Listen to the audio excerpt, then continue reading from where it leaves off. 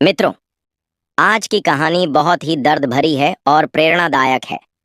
एक सौतेली माँ जिसने अपनी सौतेली बेटी को जंगल में फेंक दिया ताकि जंगली जानवर खा जाए, लेकिन ईश्वर की मेहरबानी कि उसे एक बेजुबान बंदरिया ने कैसे पाला। आइए सुनते हैं यह खूबसूरत कहानी। मित्रों, किसी गांव में किसान रहता था। उसकी शादी को काफी साल हो चुका था। वह बे औलाद था। फिर उस किसान ने बच्चे के लिए दूसरी शादी की। कुछ महीनों के बाद भगवान की दुआ से उसे दूसरी पत्नी से एक बेटी पैदा हुई। बच्ची दिखने में बिल्कुल परी जैसी लगती थी। उस फूल सी बच्ची को पाकर किसान ने भगवान का धन्यवाद किया। वह पति पत्नी अपनी बेटी के साथ बड़े खुश थे और किसान ने बड़े प्यार से अपनी बेटी का नाम परी रख दिया। अब वह किसान अपनी दूसरी पत्नी से बहुत ज्यादा प्यार करता था, लेकिन किसान की जो पहली वाली पत्नी थी उसे यह चीजें बर्दाश्त नहीं हो रही थी। वह किसान की बच्ची को एक आंख नहीं देख सकती थी। जब बच्ची कुछ महीनों की हुई तो अपनी तोतली जुबान से किसान को पापा पापा कहकर पुकारने लगी। किसान की पहली पत्नी के सीने पर सांप लौटने लगा। इसी तरह वह किसान की बेटी की दुश्मन बन चुकी थी। परी की माँ तो सारा दिन घर के कामकाज करती, लेकिन किसान की पहली वाली पत्नी किसान के साथ खेतों में काम करवाया करती थी। एक दिन किसान की पत्नी खेतों से कुछ सब्जियां तोड़ने जा रही थी। फिर उसने सोचा, आज परी तो घर पर अकेली है क्योंकि उसकी माँ दुकान से कुछ सौदा लाने गई है। किसान की पहली पत्नी ने इसी बात का फायदा उठाया और परी को अपनी गोद में उठाकर खेतों में साथ ले गई। अब वह सोचने लगी, मैं इस लड़की को खेतों में ही छोड़कर चली जाऊंगी ताकि इसे जंगली जानवर खा जाए और मेरी जान को इस लड़की से छुटकारा मिल जाए। अब वह चलते चलते अपने खेतों से भी काफी आगे एक जंगल में चली गई और उसने बच्ची को अपनी गोद से जमीन पर फेंक दिया और फौरन से वापसी की तैयारी कर ली। उस जालिम औरत के दिल में जरा रहम ना आया और वहां से चली गई।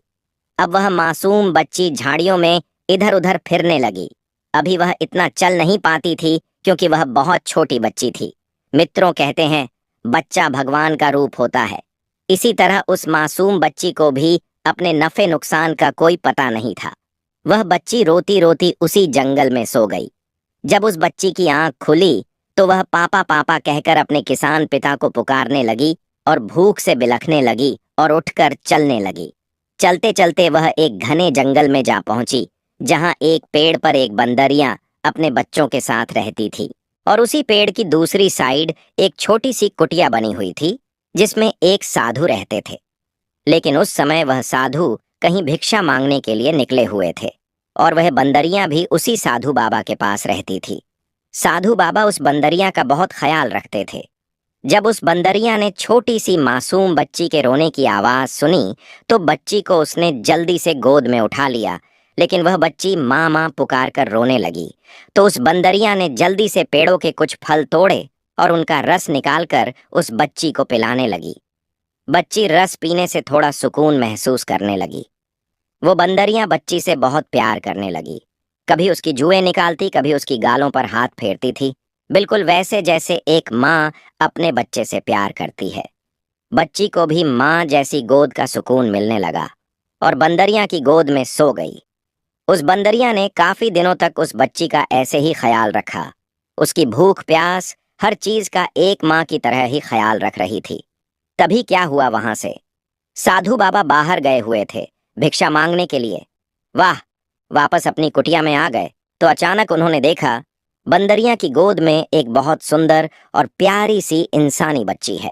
अब इसे देखकर साधु बाबा सोच में पड़ गए। साधु बाबा ने फौरन उस बंदरिया से बच्ची को अपनी गोद में लिया और अपनी कुटिया में चले गए और उस बच्ची से उसका नाम पूछने लगे।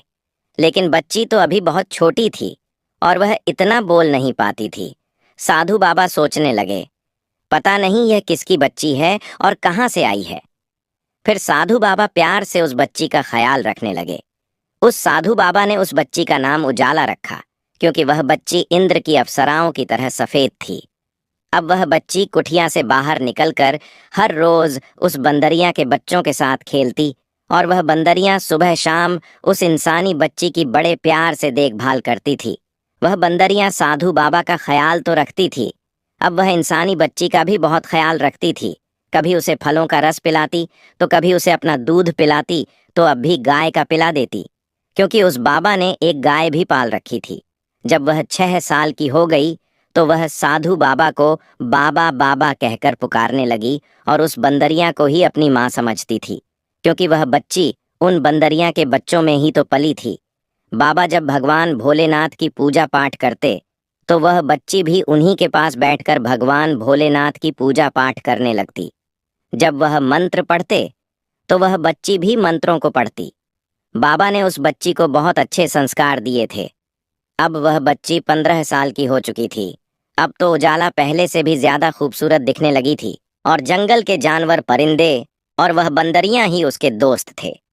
वह बंदरियां उजाला को सूखी लकड़ियां जंगल से इकट्ठी करके लाकर देती और वह बाबा और खुद के लिए और बंदरियां के लिए भोजन बनाती। एक दिन वह साधु बाबा उजाला से कहने लगे, बेटी, मुझे दूसरे शहर में भिक्षा मांगने के लिए जाना पड़ेगा। मैंने तुम्हारे लिए इस कुटिया में हर चीज का बंदोबस्त कर दिया।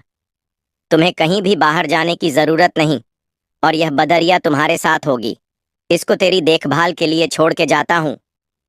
यह बंदरिया तो तुम्हें जंगल से लकड़ियां लाकर दिया करेगी और नदी से पानी भी यही लाकर देगी। बस तुम इस कुटिया के अंदर ही खाना बनाना और तुम बाहर बिल्कुल ना निकलना। मित्रों, इतना कहकर वहां से वह साधु बाबा चले गए। अब उजाला और बंदरियां ही उस कुटिया में रह गए थे।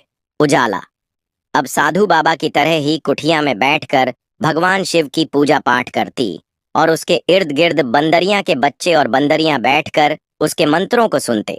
शाम को जब उजाला ने खाना बनाया तो पूजा पाठ करने का वक्त हो गया।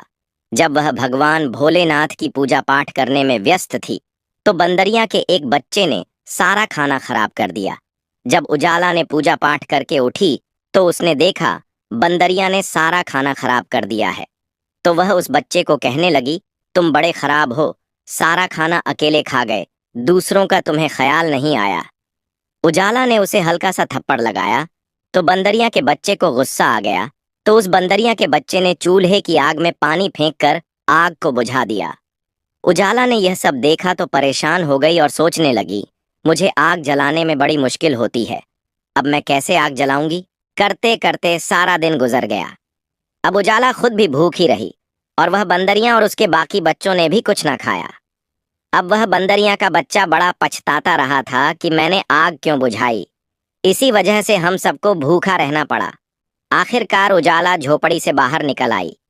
उसे एक दूसरी झोपड़ी के बाहर धुआं उठता दिखाई दिया तो वह उस धुएं को देखकर झोपड़ी का पास गई जहां से धुआं निकल रहा था।